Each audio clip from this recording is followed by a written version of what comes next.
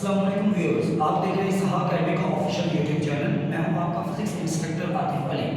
जैसा कि 10th class के एग्जाम्स हो गए और इस सैटरडे को 10th क्लास का फिजिक्स का एग्जाम है और बच्चे 10th क्लास के इस चीज़ को लेकर बहुत ज़्यादा वरीड हैं कि वो फिजिक्स की तैयारी कैसे करें और कहाँ से स्टार्ट करें। तो इस सहा अकेडमी आपके लिए एक नहायत अहम प्लेटफॉर्म मुहैया कर रही है, जिसकी मदद से आप easily with in very short period of time के अंदर आप बड़ी अच्छी तैयारी कर सकते हैं। और हम आज इस वीडियो के अंदर 10th क्लास की फिजिक्स के तमाम अहम शॉर्ट क्वेश्चंस को, लॉन्ग क्वेश्चंस को, न्यूमेरिकल्स को, एमसीक्यूज को डिस्कस करेंगे। तो इस वीडियो को स्टार्ट करने से पहले फर्स्ट ऑफ ऑल जो हमारे चैनल्स पर नए आए हैं वो काइंडली इस चैनल्स को सब्सक्राइब करें, इसको ज़्यादा से ज़्यादा शेयर करें, बेल आइकन को प्रेस करें ताकि उनके पास हमारी तमाम लेटेस्ट वीडियोज़ की नोटिफिकेशन पहुँचती रहे। तो आइए हम अपनी इस गेस्ट पेपर का बाकायदा तौर पे आगाज़ करते हैं। फर्स्ट ऑफ ऑल हम गेस्ट पेपर को स्टार्ट करने से पहले अपनी 10th क्लास की फिजिक्स की तमाम पेयरिंग को डिस्कस करेंगे। और पेयरिंग को स्टार्ट करने से पहले हम इस चीज़ को डिस्कस करते हैं कि हमारे पेपर में 3 मेजर पार्ट्स होते हैं, जिसमें first part objective point of view, second part आपका सब्जेक्टिव में आपके शॉर्ट प्लस लॉन्ग। अगर एमसीक्यूज की बात की जाए तो चैप्टर नंबर 1 में से एक एमसीक्यूज, चैप्टर नंबर 11 में से भी एक एमसीक्यूज, चैप्टर नंबर 12 में से 2 एमसीक्यूज, चैप्टर नंबर 13 में से 1 एमसीक्यूज, चैप्टर नंबर 14 में से भी 2 एमसीक्यूज, चैप्टर नंबर 15 में से भी 1 एमसीक्यूज, चैप्टर नंबर 16 में से 2 एमसीक्यूज, चैप्टर नंबर 17 में से भी 1 और चैप्टर नंबर 18 में से भी 1 एमसीक्यूज आपके पेपर के अंदर इंक्लूड होगा।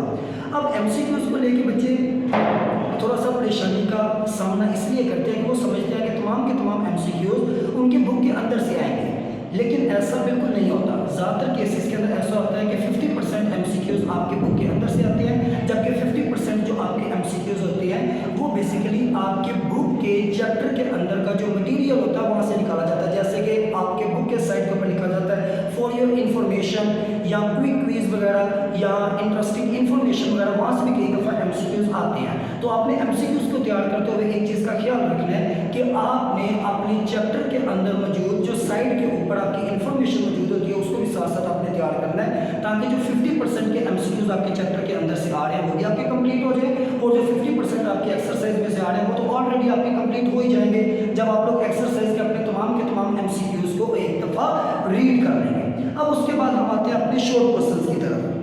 तो चैप्टर नंबर 10 के अंदर से आपको 3 शॉर्ट क्वेश्चंस, चैप्टर नंबर 11 के अंदर से आपको 2 शॉर्ट क्वेश्चंस, चैप्टर नंबर 12 के अंदर से भी आपको 3 शॉर्ट क्वेश्चंस, चैप्टर नंबर 14 के अंदर से भी आपको 3 शॉर्ट क्वेश्चंस, चैप्टर नंबर 15 के अंदर से भी 3, चैप्टर नंबर 16 के अंदर से 2 शॉर्ट क्वेश्चंस, चैप्टर नंबर 17 में से भी 3 शॉर्ट क्वेश्चंस और चैप्टर नंबर 18 के अंदर से 2 शॉर्ट क्वेश्चंस आपके पेपर के अंदर इंक्लूड होंगे।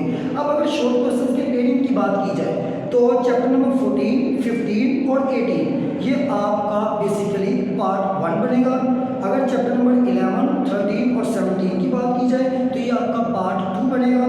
और अगर चैप्टर नंबर 10, 12 और 16 की बात की जाए तो ये आपका पार्ट 3 बनेगा। इस तरह आपके तीनों के तीनों पार्ट शॉर्ट क्वेश्चंस के अटेम्प्ट होते हैं। उसके बाद अगर हम लॉन्ग क्वेश्चंस की बात करें तो क्योंकि लॉन्ग क्वेश्चंस आपका बेसिकली 2 पार्ट पर मुश्तमिल होता है, जिसमें एक पार्ट आपका थ्योरेटिकल अप्रोच का होता है और जो आपका दूसरा पार्ट होता है वो आपका न्यूमेरिकल बेस होता है। अब इस दफ़ा ज़रा थोड़ा सा पेयरिंग को चेंज कर दिया गया है। इस दफ़ा पेयरिंग के अंदर थोड़ी सी ये रद्दोबदल की गई है कि चैप्टर नंबर 10 और चैप्टर नंबर 16 में से आपका एक पार्ट आएगा, चैप्टर नंबर 12 जो कि ज्योमेट्रिकल ऑप्टिक्स का चैप्टर है और नहायत एक अहम तरीन चैप्टर है। और काफ़ी दफ़ा अगर आप पिछले 5 साल पेपर को भी उठा के देखें तो ऐसा कभी नहीं हुआ कि आपके चैप्टर नंबर 12 जो कि ज्योमेट्रिकल ऑप्टिक्स का चैप्टर है उसमें से कभी न्यूमेरिकल आपको ना आए। हर दफ़ा 95% चांस होता है कि आपको ज्योमेट्रिकल ऑप्टिक्स का न्यूमेरिकल आता है। तो मेरी उन तमाम बच्चों से हम्बल रिक्वेस्ट है जिन बच्चों ने न्यूमेरिकल अच्छे से नहीं किए हुए या जिन्होंने न्यूमेरिकल बाकी चैप्टर्स के किए हुए हैं, तो एक बात काइंडली आप लोग अपने माइंड में क्लियर रखिएगा कि चैप्टर नंबर 12 के न्यूमेरिकल तमाम बच्चों के लिए बहुत ज़्यादा इंपॉर्टेंट है। इसको अच्छे तरीके से कीजिएगा क्योंकि कल का दिन आप लोगों के पास है। चैप्टर नंबर 12 के टोटल आपके पास 12 न्यूमेरिकल्स हैं, तो आप लोग कोशिश कीजिएगा अगर 12 के 12 ना भी हों तो न्यूमेरिकल नंबर 1, न्यूमेरिकल नंबर 2, 3, 4, 5, 8 और 9 ये गिने चुने कुछ न्यूमेरिकल्स हैं। इनको काइंडली आप लोग एक दफ़ा अपने हाथ से लाजमी कीजिएगा ताकि आपका जो बेसिकली 4 नंबर का जो आपका बेसिकली न्यूमेरिकल है वो अच्छे तरीके से आप लोगों का अटेम्प्ट हो जाए। अब आगे मजीद चलते हैं इसको लेके। तो क्वेश्चन नंबर जो आपका 6 होगा उसके पार्ट ए के अंदर चैप्टर नंबर 11 और 13 और पार्ट नंबर बी के अंदर आपका चैप्टर नंबर 17 शामिल होगा। जबकि क्वेश्चन नंबर 7 के ए पार्ट में चैप्टर नंबर 14, 15, जबकि बी पार्ट में चैप्टर नंबर 18। अगर आप इस पेयरिंग को गौर से देखें तो जिस बच्चे को चैप्टर नंबर 10, 16, 12, 11, 13, 17 अच्छे तरीके से आता है तो वो इजीली अपने 2 लॉन्ग क्वेश्चंस बिल्कुल परफेक्टली अटेम्प्ट कर सकता है और एक अच्छे मार्क्स को सिक्योर कर सकता है। अब ये तो हम लोगों ने अपनी पेयरिंग को डिस्कस किया। अब पेयरिंग को डिस्कस करने के बाद हम अपने गेस्ट पेपर की तरफ जाते हैं जो बेसिकली आपके इंपॉर्टेंट शॉर्ट, इंपॉर्टेंट लॉन्ग और इंपॉर्टेंट न्यूमेरिकल के ऊपर बेस करता है।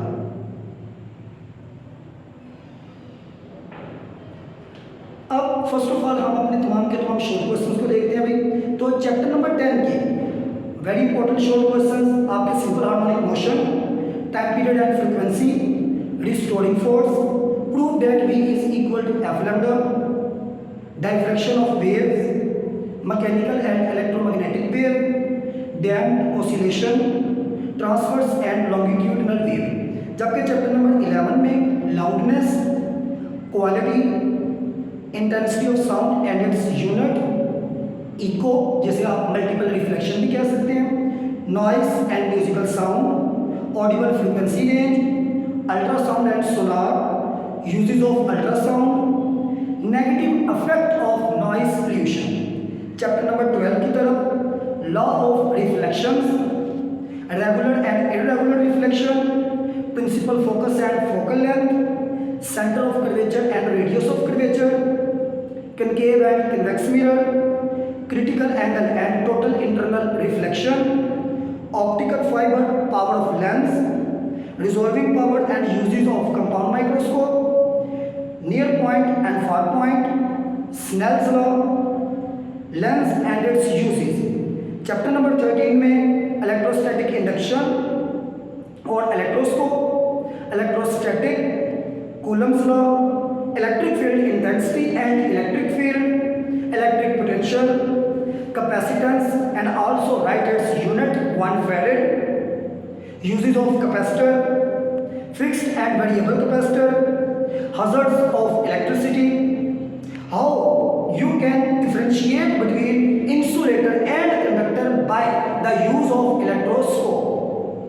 चैप्टर नंबर 14 में current, difference between cell and battery, potential difference, electromotive force, Ohm's law, resistance, ohmic and non-ohmic material, specific resistance जिसे आप resistivity कहते हैं, Joule's law, electric power and its unit, kilowatt hour, and prove that 1 kilowatt hour is equal to 3.6 megajoule, direct current and alternating current, fuse, circuit breaker, conventional current, resistor, right hand rule, Fleming left hand rule, Lenz law, principle of AC and DC motor, mutual induction, step up and step down transformer and also include ideal transformer, electromagnetic induction, solenoid. Chapter number 16 में electronics, thermionic emission, on what factor the thermionic emission is depend upon, define CRO and its uses, differentiate between analog and digital quantity, differentiate between digital quantity and digital electronics, ADC and DAC, or all the fundamental logic gates, NAND gate, NOR gate, AND gate, OR gate, NOT gate. All 5 gates are included and very important according to board point of view।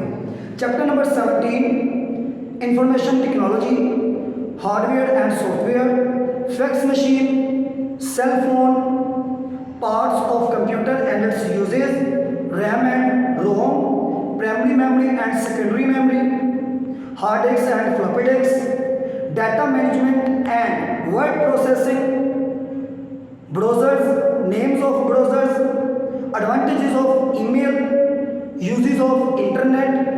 Chapter number 18 जो कि आपकी book का बिल्कुल last chapter है, atomic number and atomic mass number, isotope, natural radioactivity, background and cosmic radiations, nuclear transportation, ionization and penetrating power, half life, unstable and stable element, two uses of radio isotope, fission and fusion reaction, hazards of radiation. तो इसके साथ हमारे full book के all short questions आपके clear होते हैं। इसके बाद हम अपने लॉन्ग क्वेश्चंस की तरफ मूव करते हैं, जिनके साथ साथ मैं आपको इंपॉर्टेंट न्यूमेरिकल्स भी बताता जाऊंगा। तो फर्स्ट ऑफ ऑल हम चैप्टर नंबर 10 से स्टार्ट लेंगे।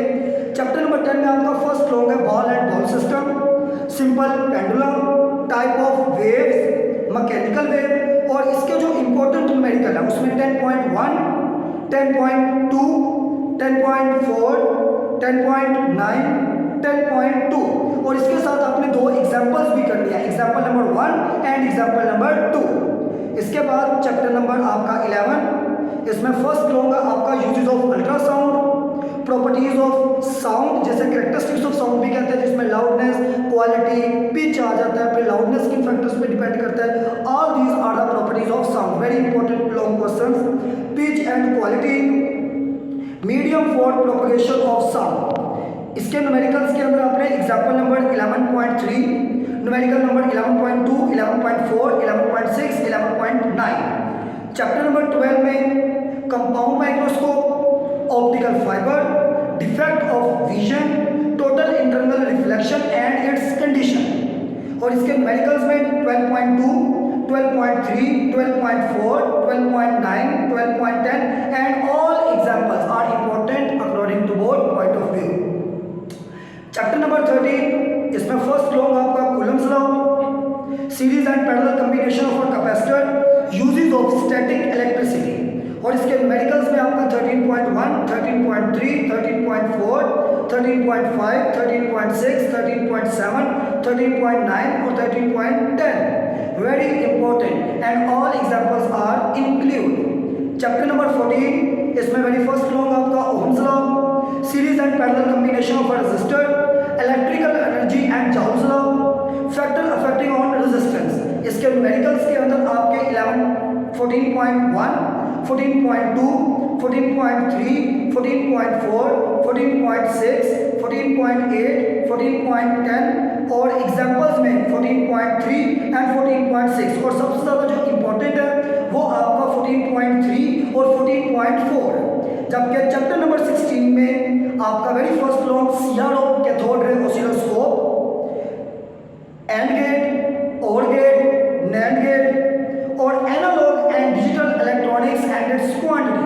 जबकि चैप्टर नंबर 17 में CBIS, computer based information system, note on a computer, hard disk and compact disc, CD and electronic mail, primary and secondary memory.